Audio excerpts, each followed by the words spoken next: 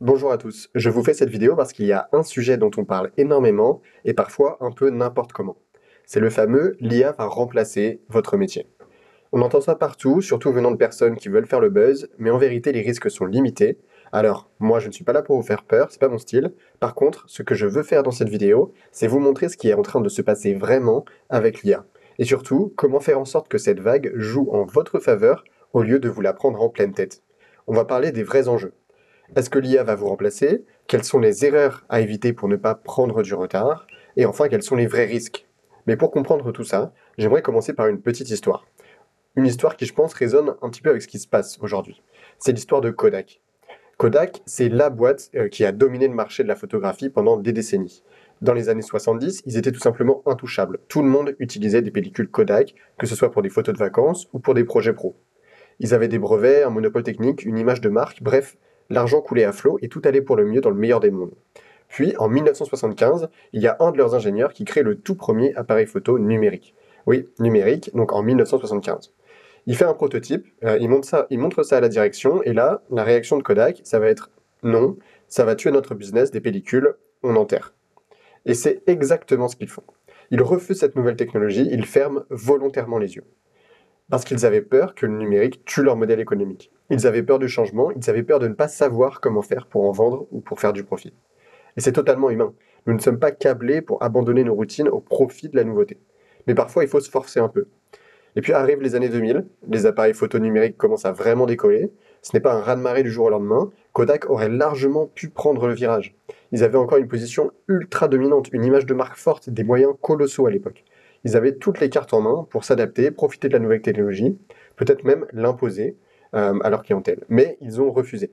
Refusé de cannibaliser leur marché économique, refusé de changer ce qui marchait bien jusqu'ici. Résultat, ils ont tenu encore quelques années et en 2012, ils posent le bilan. Pas parce que le numérique les a écrasés, mais parce qu'ils ont laissé passer la vague. Par inertie, par peur, par excès de confiance. Vous l'aurez compris, aujourd'hui, l'IA, c'est un peu l'appareil photo numérique. Et nous sommes seulement au début. Alors, on peut fermer les yeux, regarder la vague, se dire que c'est trop dur pour soi, que c'est pas pour notre génération, et devenir un petit peu Kodak, si j'ose dire.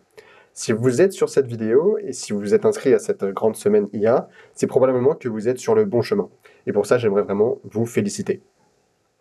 Ce qu'on vit aujourd'hui avec l'IA, c'est la même histoire. Car, comme nous l'avons vu, l'IA ne va probablement pas remplacer les humains, mais quelqu'un qui sait bien utiliser l'IA peut vous remplacer, vous. Et ça, ce n'est pas de la science-fiction. Aujourd'hui, c'est peut-être votre cas. Il y a des gens qui rédigent leurs emails 3 fois plus vite avec ChatGPT, font leur reporting Excel en quelques minutes avec des formules, synthétisent des PDF ou des contrats de 15 pages en 2 minutes, préparent des posts LinkedIn structurés sans passer 1 heure à galérer, créent du contenu, génèrent des idées, résolvent des bugs, et tout ça sans être ingénieur, sans coder. C'est juste une question de méthode qu'il faut apprendre.